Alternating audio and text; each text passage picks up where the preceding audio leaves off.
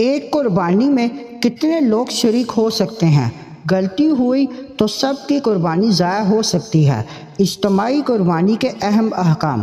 حدیث مبارک پڑھنے سے پہلے ایک چھوٹی سی گزارش، اگر آپ نے ابھی تک ہمارا چینل سبسکرائب نہیں کیا تو ابھی کر لیں تاکہ روزانہ ایمان تازہ کرنے والی احادیث آپ تک پہنچتی رہیں۔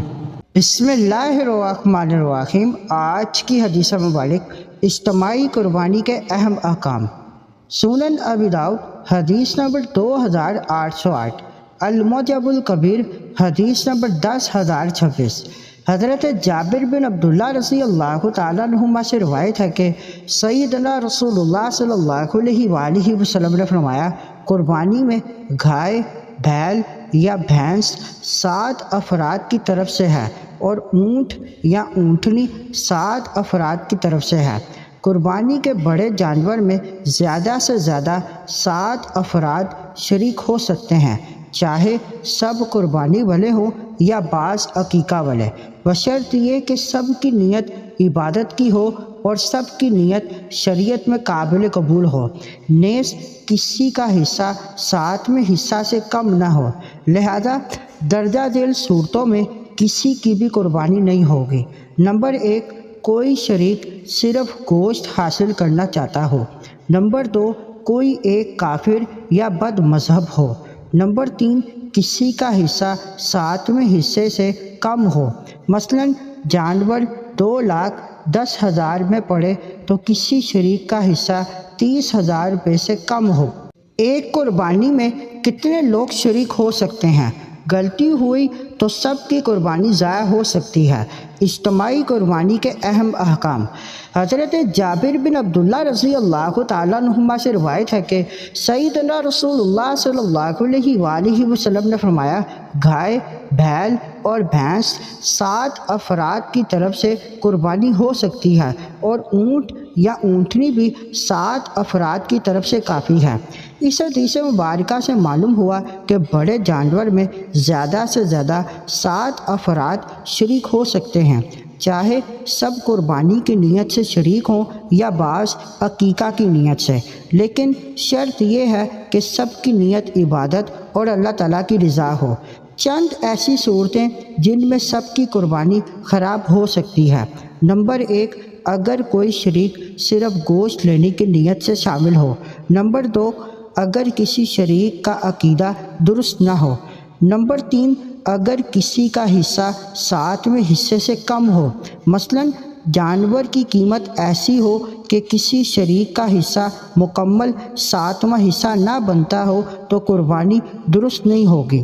اجتماعی قربانی میں صرف پیسے شامل کرنا کافی نہیں بلکہ نیت، عقیدہ اور شرعی اصولوں کا درست ہونا بھی ضروری ہے، کیونکہ یہ عبادت اللہ تعالیٰ کے لیے ہے، صرف گوشت حاصل کرنے کا ذریعہ نہیں۔ کیا آپ جانتے ہیں اللہ تعالیٰ کے نزدیک سب سے افضل قربانی کون سی ہے؟ ہر بڑا یا مہنگا جانور افضل نہیں ہوتا، بلکہ رسول اللہ صلی اللہ علیہ وآلہ وسلم نے قربانی کا اصل معیار خود بیان فرما دیا۔ حدیث مبارک پڑھنے سے پہلے ایک چھوٹی سی گزارش، اگر آپ نے ابھی تک ہمارا چینل سبسکرائب نہیں کیا تو ابھی کر لیں تاکہ روزانہ ایمان تازہ کرنے والی احادیث آپ تک پہنچتی رہیں۔ بسم اللہ الرحمن الرحیم۔ آج کی حدیث مبارک افضل قربانی۔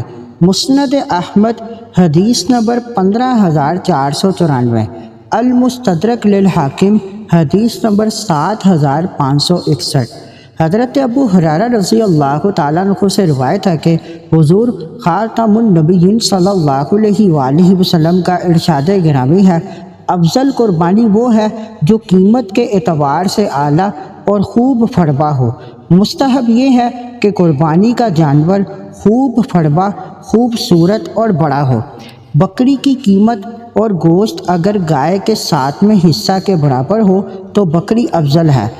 گائے کے 7ویں حصے میں بکری سے زیادہ گوشت ہو تو گائے افضل ہے، یعنی جب دونوں کی ایک ہی قیمت ہو اور مقدار بھی ایک ہی ہو تو جس کا گوشت اچھا ہو وہ افضل ہے، اور اگر گوشت کی مقدار میں فرق ہو تو جس میں گوشت زیادہ ہو وہ افضل ہے۔ کیا آپ جانتے ہیں اللہ تعالیٰ کے نزدیک سب سے افضل قربانی کون سی ہے؟